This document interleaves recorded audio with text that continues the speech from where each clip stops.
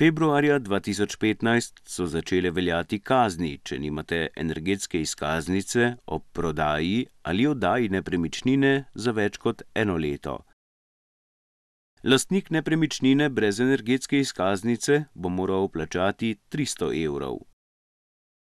Kazen lahko doleti lastnika hiše ali stanovanja, če pri prodaji ali oddaji v najem kupcu oziroma najemniku pred sklenitvijo pogodbe ne predloži veljavne energetske izkaznice.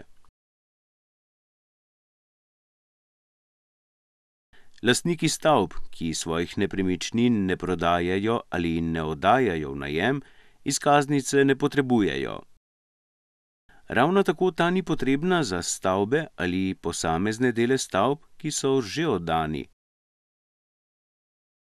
Poleg tega zakon predvideva nekaj izjem, kot so med drugim stavbe, ki so varovane v skladu s predpisi o varstvu kulturne dediščine ali se uporabljajo za obredne namene ali verske dejavnosti.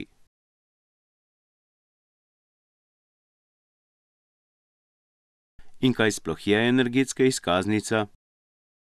Energetska izkaznica stavbe je uradni dokument, ki ovrednoti potrebno količino energije za normalno delovanje vaše stavbe.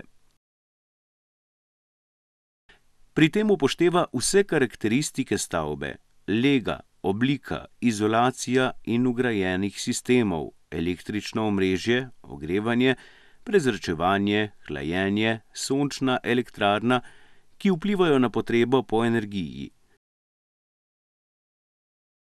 Eden od rezultatov je razporeditev stavbe v energetski razred, ki, podobno kot pri oznaki pralnega stroja, razvršča stavbo v energetski razred od A do G, glede na letno porabo energije za ogrevanje stavbe.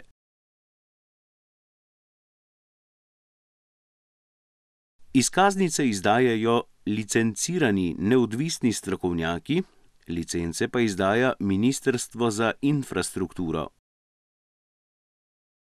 Cena energetske izkaznice se giblje od 200 do 500 evrov za hišo oziroma od 2 do 3 tisoč evrov za povprečno večstanovanjsko stavbo, pri čemer si stanovalci delijo stroške izdelave energetske izkaznice.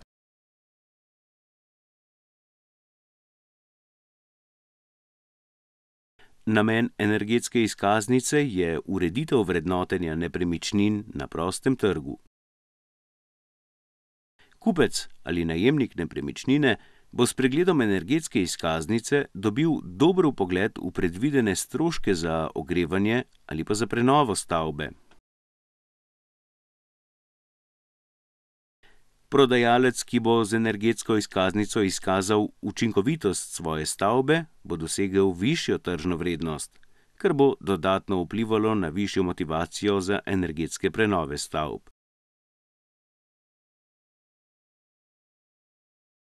Sprva je bilo predvideno, da bi bila energetska izkaznica pri večstanovanjskih stavbah izdelana za celotno stavbo, sredstva pa bi se zagotovila iz rezervnega sklada.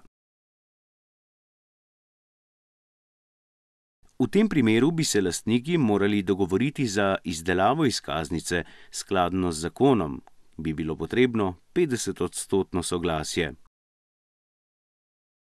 Ker pa bi v primerih, ko lastniki soglasja ne bi dosegli, nastajale težave, je ministrstvo uvedlo tehnično rešitev, da se izkaznica lahko izdela tudi za posamezno stanovanjsko enoto.